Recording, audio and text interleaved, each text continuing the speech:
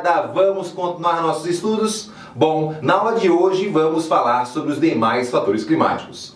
Começaremos a aula respondendo a nossa indagação da aula passada, quando eu perguntei para você por que Curitiba era mais frio que Porto Alegre, mesmo Curitiba estando mais próximo do Equador. Bom, obviamente, para explicar isso, você, aluno irado, deve ter se ligado, que é a altitude. Então, o nosso segundo fator climático será a altitude. Quanto mais alto, mais frio será. Mas por que isso acontece? Ô Marcelo, né? Quanto mais alto, mais próximo do Sol. Bom, galera, não é assim que funciona. O que acontece então? Porque quanto mais alto, mais frio. Nós temos partículas na atmosfera, tanto nas partes mais altas como nas partes mais baixas. Nas partes mais altas, as partículas ficam mais esparçadas. Nas partes mais baixas, as partículas ficam mais agrupadas. Assim, seguram mais o calor. A cada 100 metros que a gente vai subindo, a temperatura vai diminuindo em média 0,6 graus. Então, sempre, quanto mais alto, mais frio. Tá, galera, vocês já sabem então que quanto mais alto, mais frio. E a pressão? Quanto mais alto, maior ou menor a pressão? Bom, se você seguir aquela lógica de quanto mais frio, maior a pressão, você vai errar essa pergunta. Mas como assim, Marcelo? Quanto mais alto é mais frio e o ar mais frio não desce fazendo pressão? Não, galera. O processo funciona da seguinte forma. Quanto mais alto, você vê na parte mais alta, nós temos um menor espaço para formar uma coluna de ar. Nas porções mais baixas, nós temos uma maior coluna de ar. Então, maior será a pressão. Nas partes mais elevadas, menor é a coluna, menor é a pressão. Então, quanto mais alto, mais frio. Mas menor será a pressão. Por quê, Marcelo? Porque nós temos uma menor coluna de ar. Entendeu aí por que quanto mais alto, mais frio é a pressão? Bom, vamos aí a mais um fator climático. Esse nosso próximo fator climático, você vai entender por que num deserto eu tenho grande variação de temperatura. Durante o dia é muito quente e durante a noite é muito frio. E por que isso acontece, aluno irado? Bom, o processo funciona da seguinte forma. Numa área desértica, como não tem vegetação, não tem água, o calor bate e todo o calor é devolvido. Um grande poder de albedo. Albedo é o poder de reflexão. Então, o calor aquecendo, né, do sol diretamente, mais o calor devolvido. É por isso que lá no deserto é muito quente. Porém, chega à noite, nós não temos calor preso. Pouco calor ficou preso no solo, nas rochas. Então, logo, a temperatura cai bruscamente. Durante o dia, 50 graus. Durante a noite, 0 grau. Uma variação aí chega a 50 graus. Então, você entende que em um deserto nós temos grande variação de temperatura e menos umidade devido à fotovegetação ou de água. Ah, Marcelo, então quer dizer que a vegetação, além de ela ser influenciada pelo clima, ela pode também influenciar na temperatura de uma região? Obviamente, aluno irado. Como é que funciona? Como eu tenho muita vegetação, o calor é irradiado, parte desse calor, mais ou menos 70%, fica preso na vegetação e o resto é devolvido. Então, o que aquece a atmosfera durante o dia? O calor batente e o calor devolvido. Tranquilo? Muito calor ficou preso na vegetação. A vegetação precisa para realizar a fotossíntese. Então, ela vai liberar esse calor durante o dia, mas ela tem muito calor ainda para liberar à noite. Então, a temperatura não tem grande diferença. Durante o dia é quente, mas durante a noite tem calor para aquecer a atmosfera. Entendeu? Então, quanto mais vegetação, mais umidade e menor é a variação de temperatura.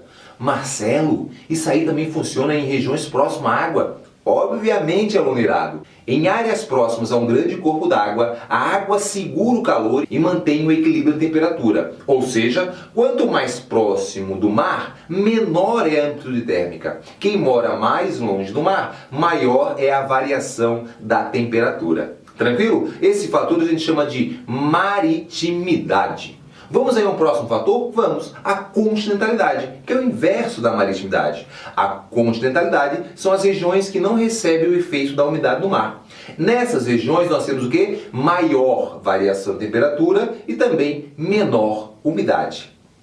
Mais um fator climático, correntes marítimas. Pô, Marcelo, o que formam as correntes marítimas? As correntes marítimas, elas são formadas pelo movimento de rotação da Terra. A Terra gira e a água vai junto, tranquilo? E as correntes marítimas vão influenciar com a sua temperatura, umidade e pressão nas regiões que elas atuam. Uma corrente quente joga mais umidade para dentro do continente e ameniza as áreas frias. Uma corrente fria tende a jogar um ar seco para dentro do continente e também deixar aquela região mais fria. Percebam aqui nesse mapa que você consegue ver que nós temos aqui vários desertos próximos às correntes frias, como o deserto do Kalahari, como o deserto do Saara, como o deserto de Vitória lá na Austrália. As correntes frias jogam um ar seco para dentro do continente, diminuindo assim o índice pluviométrico. Vamos a mais um fator, o nosso último fator climático, aluno irado. Que fator que é esse? Massa de ar. O que é uma massa de ar? Massa de ar é uma porção da atmosfera com a mesma temperatura, umidade e pressão. As massas de ar vão se deslocar de uma região de alta pressão para uma área de baixa pressão. Assim como as correntes marítimas vão influenciar com a sua temperatura, com a sua umidade e com a sua pressão. A massa de ar é simbolizada por 3 letras. A primeira letra é M, que significa massa. A segunda letra é a latitude dela, ou vai ser E de equatorial, T de tropical ou P de polar. As massas que se formam no equador é equatorial, as que se formam no trópico, tropical, e a que se forma no polo polar. A única massa fria é polar. Com a segunda letra você consegue ver a temperatura. Então você vai ver a segunda letra, a única fria é a polar. As equatoriais são quentes e as tropicais são quentes. A terceira letra, ela vai simbolizar, vai representar a continentalidade. Se essa massa de ar se formou no oceano ou se essa massa de ar se formou no continente. Lembrando a você que as massas de ar se formam em porções homogêneas. Elas podem se formar num deserto, elas podem se formar no oceano ou elas podem se formar numa floresta. Então, aluno irado, você deve associar a latitude com a continentalidade para saber a umidade da massa de ar. Vamos aqui, no Brasil, 5 massas de ar atuam. Nós temos 2 equatoriais, 2 tropicais e uma polar. Aí você vai associar comigo. Linha do Equador, então, no oceano, massa equatorial. Como o Brasil é banhado pelo Oceano Atlântico, massa equatorial atlântica.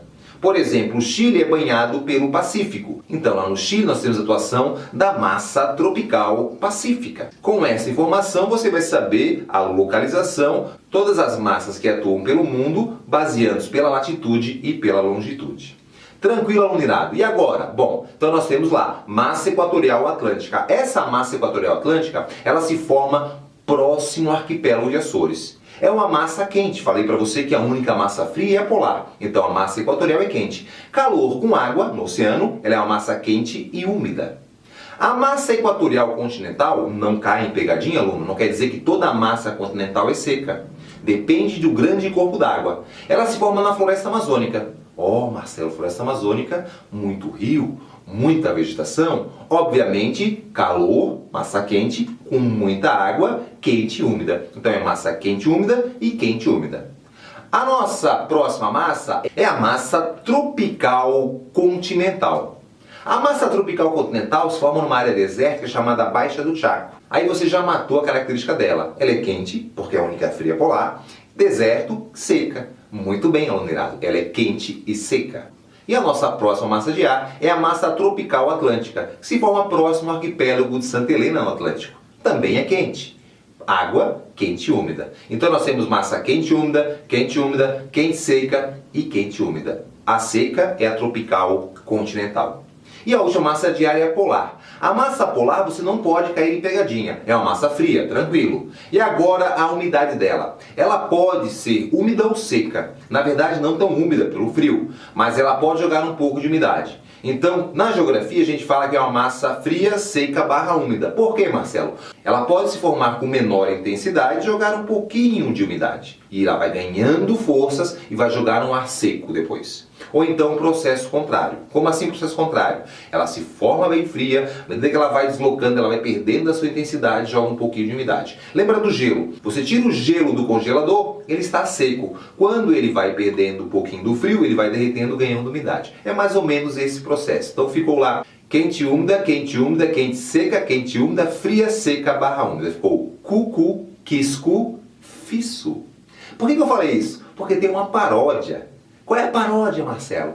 Clique aqui embaixo que a gente vai aí cantar para você essa paródia, uma paródia irada sobre os fatores climáticos. Galera irada do meu coração, um super beijo para você e até o nosso próximo encontro.